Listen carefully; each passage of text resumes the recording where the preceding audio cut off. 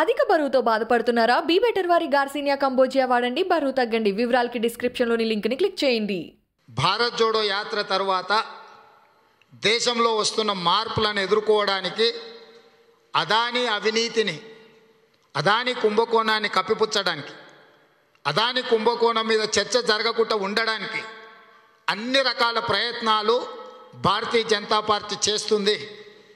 అందులో భాగంగానే రాహుల్ గాంధీ గారి మీద వేటేయడం కానీ, దేశంలో ఒక అలజడిని సృష్టించడం ద్వారా ఇది అప్రకటిత ఎమర్జెన్సీ కొనసాగుతుంది దేశంలో.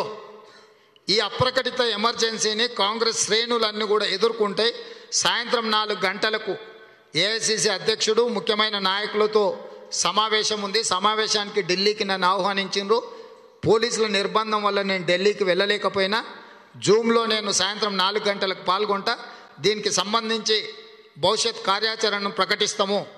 ఇప్పటికైనా చరిత్రలో నియంతలందరూ కూడా కాలగర్భంలో కలిసిపోయినరు.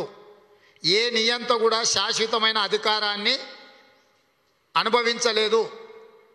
ఈనాటి ప్రభుత్వం మధ్యయుగాల చక్రవర్తులాగా వ్యవహరిస్తున్నారు. మధ్యయుగాల చక్రవర్తులు నేనే రాజ్యం, రాజ్యమే నేనని అనుకునేవాళ్ళు. అంటే తను ఏది చెప్తే అదే, తనే రాజ్యం అనుకునేవాడు. ఈనాటి ప్రధానమంత్రి కూడా మధ్యయుగాల చక్రవర్తుల్లాగా వ్యవహరిస్తున్నాడు. నేనే దేశం, దేశమే నేను అనుకుంటుండు నరేంద్ర మోడీ గారు. కాబట్టి ఇలాంటి విపరీతమైన పోకడులు ప్రజాస్వామ్యానికి మంచిది కాదు. ఇచ్చిన జడ్జిమెంట్ మీద కూడా అప్పీల్ వెళ్ళడానికి 30 రోజుల సమయం ఇచ్చింది. అంటే జడ్జిమెంట్ నిలుపుదల చేసినట్టే. సో ఒకవేళ ఈ అనర్హత వేటు ఉండాల్సి ఉంటే నిన్న రాహుల్ గాంధీ గారిని జైలుకే తీసుకెళ్తురు. రాహుల్ గాంధీ గారిని స్వేచ్ఛగా తిరగడానికి ఎందుకు అనుమతిస్తుండ్రి? ఆ పరిస్థితే ఉండకపోవు. కాబట్టి రాహుల్ గాంధీ గారిని 30 రోజులు అప్పీల్ చేసుకోవడానికి అనుమతి ఇచ్చిండ్రంటేనే ఈ జడ్జిమెంట్ను అమలు చేయడానికి 30 రోజులు వాయిదా వేసినట్టే. 30 రోజులు జడ్జిమెంట్ వాయిదా పడ్డప్పుడు రాహుల్ గాంధీ గారి అనర్హత అనే చర్చనే రాదు. కాబట్టి ఈ విషయాలన్నీ కూడా దేశము ప్రజాస్వామిక వాదులందరూ గమనించాలి.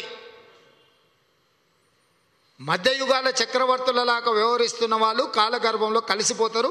దీనికి సంబంధించి పూర్తి స్థాయిలో ఈ దేశం రాహుల్ గాంధీ గారికి అండగా నిలబడుతుంది. 100% మేమందరం ఈ దుర్మార్గమైన నిర్ణయాలకు వ్యతిరేకంగా వీధుల్లోకి వచ్చి పోరాటం చేయడం జరుగుతుంది. అంటే వాళ్ళు రాజకీయ కక్షా సాధింపు చర్యలు, పగ అంటే దీన్ని పరిపాలనను వాళ్ళు వ్యక్తిగతమైన పగ కింద చూస్తున్నారు. కన్యాకుమారి నుంచి కాశ్మీర్ వరకు 4000 కిలోమీటర్లు పాదయాత్ర చేయడం ద్వారా రాహుల్ గాంధీ గారు ఈ దేశంలో ఉండే చాలా సమస్యలు, నరేంద్ర మోడీ గారి వైఫల్యాలను చెప్పే ప్రయత్నం చేసిండ్రు. మొదటి నుంచి అదానీ అంబానీలకు సంబంధించిన విషయాలను రాహుల్ గాంధీ గారు ప్రస్తావించడం, ఈ మధ్యకాలంలో అదానికి సంబంధించిన 12 లక్షల కోట్ల రూపాయల కుంభకోణం, వారు ఏ విధంగా దేశాన్ని దోసుకున్నారో, అది ఎల్ఐసి కావచ్చు, ఎస్బీఐ కావచ్చు, ఇతర పెట్టుబడులను ఏ విధంగా దోసుకున్నారు, దానికి సంబంధించి నిత్యం పార్లమెంట్లో కాంగ్రెస్ పార్టీ పోరాటం చేస్తుంది. పార్లమెంట్లో దాని మీద చర్చ జరగాలని పట్టుబట్టినాం. కాబట్టి అదానీ కుంభకోణం మీద చర్చ జరగొద్దు, సమస్యను తప్పుదోవ పట్టించాలంటే అంతకంటే తీవ్రమైన ఒక సమస్యను సృష్టించాలనేది కేంద్ర ప్రభుత్వం యొక్క యోచన. ఆ యోచనలో భాగంగానే ఆదరాబాదరాగా నియమ నిబంధనలు ఉల్లంఘించి రాహుల్ గాంధీ గారి మీద అనర్హత వేటేసిర్రు. ఇది నియంతల యొక్క ఆలోచన ధోరణి. నరేంద్ర మోడీ గారు కలియుగ నియంతగా వ్యవహరిస్తున్నాడు. ఈ కలియుగ నియంతగా వ్యవహారాన్ని ఈ దేశ ప్రజలు ఎప్పుడూ సహించరు. ఈ దేశ ప్రజలు శాంతి కాముకులు, ప్రజాస్వామికవాదులు. కాబట్టి దేశమే నరేంద్ర మోడీ గారి విధానాన్ని తిరస్కరిస్తారు. డెఫినెట్గా ఆ విమర్శను అందరు గమనించాల్సిన అవసరం ఉన్నది సమాజం. ఎందుకంటే ఈ రకమైన అపోహలు రావడం వల్ల, ఈ రకమైన చర్చ జరగడం వల్ల ఆ ఇన్స్టిట్యూషన్స్ ఇంటిగ్రిటీ పోయే ప్రమాదం ఉంది. ఒక్కసారి ఇన్స్టిట్యూషన్ యొక్క ఇంటిగ్రిటీ పోతే ఈ దేశ భద్రతకే ప్రమాదం అవుద్ది. కాబట్టి ఇన్స్టిట్యూషన్స్ న్యాయం చేయడమే కాదు, న్యాయం చేస్తున్నట్టు కూడా ఇన్స్టిట్యూషన్స్ కనిపించాలి. మేము న్యాయం చేస్తున్నామని చెప్తే సరిపోదు, న్యాయం చేస్తున్నట్టు కూడా ప్రజలకు కనిపించాలి. కాబట్టి ఇట్లాంటి వాటిని అన్నిటిని కూడా పార్లమెంట్లో చర్చిస్తాం. ఎందుకంటే కోర్టులకు సంబంధించి బయట మాట్లాడడానికి కొంత వెసులుబాటు ఉండదు. కోర్టులు కానీ జడ్జిమెంట్లు కానీ జడ్జిల గురించి కానీ లోక్సభలో రాజ్యసభలో మాట్లాడడానికి అవకాశం ఉంటుంది. డెఫినెట్గా కాంగ్రెస్ పార్టీ విషయాలన్నిటిని కూడా చట్టసభలలో ప్రస్తావిస్తుంది. అంటే నేను అనేది ఏంటంటే మనం చెప్పే అభ్యంతరాలు చెబుతూనే ఉన్న సంస్థలు అవే. మనం ఈ ప్రజాస్వామ్యాన్ని తీసి బయటపడేయలేం కదా. ఇప్పుడు మనం సిట్టింగ్ జడ్జి అడుగుతున్నాం. సిట్టింగ్ జడ్జి ఇవ్వనప్పుడు ఇంకొక విస్తృత స్థాయి ఇండిపెండెంట్ ఏజెన్సీ చేయాలంటున్నాం. ఈ దేశంలో ఉన్న ఇండిపెండెంట్ ఏజెన్సీస్ ఇవే. ఇప్పుడు మేమైతే గౌరవించాల్సిందే కదా. మా నమ్మకం, మా విశ్వాసం, మా పార్టీ విధానం ఎట్లున్నా వ్యవస్థలకు ఫిర్యాదు చేయాల్సిన బాధ్యత అయితే ప్రాథమికంగా మా మీద ఉంది.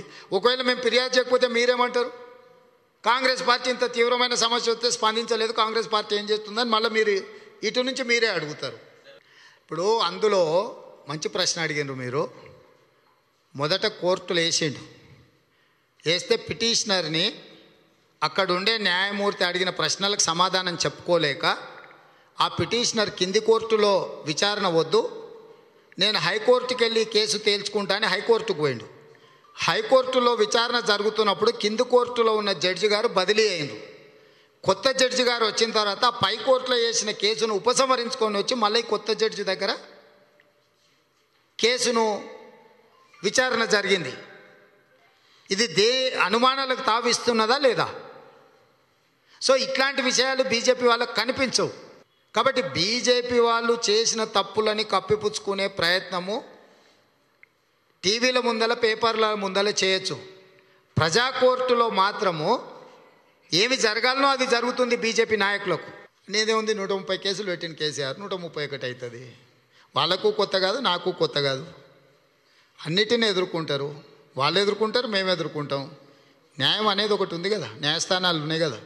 తప్పకుండా దాన్ని వారికి లోపల కలిసినప్పుడు చెప్పినా, బయటకు వచ్చినాక పత్రికా సమావేశంలో చెప్పినా, ఇప్పుడు కూడా చెప్తున్నాం. మేము అంతకుమించి మేము వాళ్ళ నుంచి అంతకుమించి వేరే ఏం ఆశించాలి. వాళ్ళు అట్లనే వ్యవహరిస్తారని మేము ఆశించినాం. మేము ఊహించినట్టుగానే వాళ్ళు వ్యవహరిస్తున్నారు.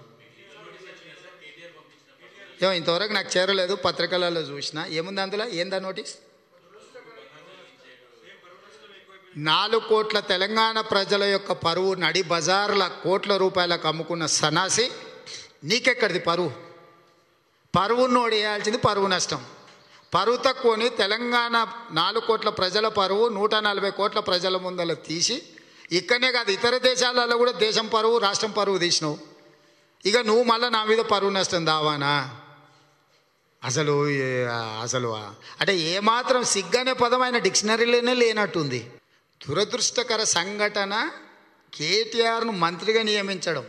ఆ దురదృష్టకర సంఘటనను సరిదిద్దడానికి ఆయనను బర్తరఫ్ చేయమని అడుగుతున్నాం. మరి దాన్ని సరిదిద్దాలి కదా. జరిగింది దురదృష్టకర సంఘటన. అంటే కేటీఆర్ లాంటి బాధ్యతారాహిత్యమైన వ్యక్తిని మంత్రిగా నియమించడం వల్ల 50 లక్షల మంది విద్యార్థుల భవిష్యత్తు పూర్తిగా దెబ్బతిన్నది, గందరగోళానికి లోనైంది. మరి ఆ దురదృష్టకరమైన సంఘటనను సరిదిద్దడానికి కేటీఆర్ను బర్తరఫ్ చేయాలంటున్నాము. అతను బర్తరఫ్ చేస్తే ఇంకా మిగతా విచారణ సాఫీగా జరుగుద్ది కదా.